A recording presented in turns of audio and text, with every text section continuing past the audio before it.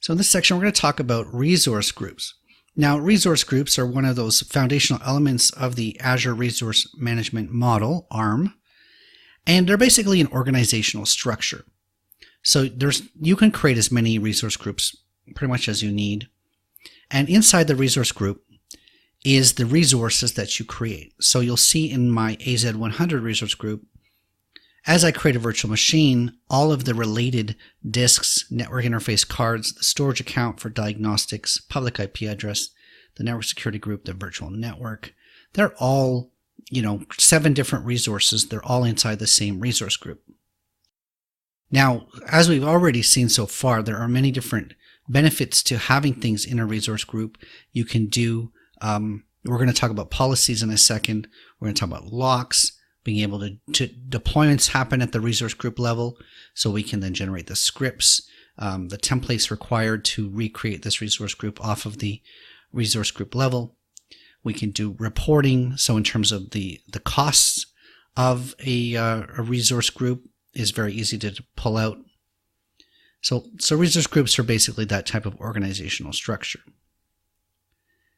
So why don't we just create a new one here? So I'm going to go add, and I'm going to call it, AZSJD new. Now the resource group name does have to be unique to your account, and so you cannot create 2 resource groups with the same name, even if they're in different regions. Okay.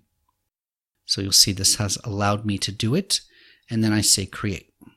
And it's pretty instantaneous that it's created me a resource group.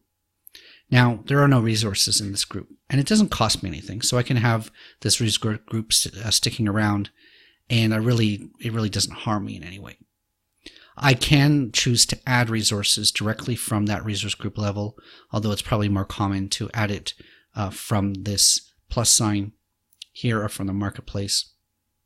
But we can add resources. One of the convenient things about resource group is if you do get into creating lots and lots of resources, that you can delete the resource group, and that will also clean up all of the resources inside of it. So when you're doing a lot of testing, keeping your resources into a single resource group makes it very easy at the end of the day to delete it and then realize that you're not going to get charged from it. Okay.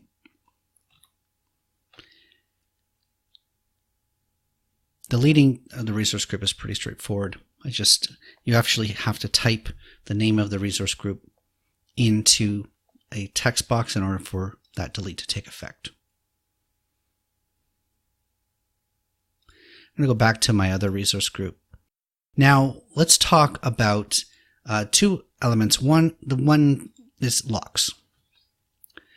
Now the concept of locks is basically allowing you to place a lock on the resources inside a resource group so that you don't accidentally make changes to it or you don't accidentally delete it. You can also do this on a, basically to prevent accidents. Okay, so if you've got this resource like AZ100 resource group, I want to add a lock and I want to say no changes. And there are 2 types of locks. One restricts deletions and one restricts any changes.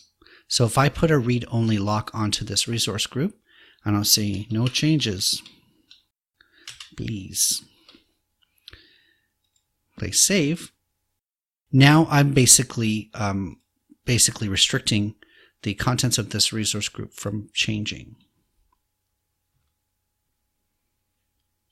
So let's show how that takes effect. If I was to try to add a new resource, and let's just say I want to add a web app resource, click create. You'll see that there is this red exclamation point next to the resource group. It says the selected resource group is read only. So I can't even create resources in the existing resource group because the resource group is locked.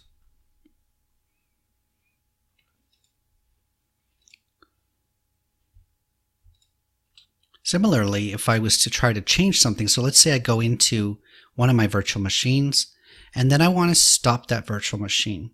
It says, are you sure? I say yes. You'll see that I'm getting an alert saying that please remove the lock and try again. So I can't even stop the virtual machine, let alone delete it or basically make any changes to it without the lock on the resource group being removed. Okay. Now, just like anything, locks are role-based access control, and so you can control who has access to removing the lock. Now, there's also this subscription level view of locks. So when I go look at this subscription level view, I can see which locks I have, and my no changes please lock is viewable at that top level.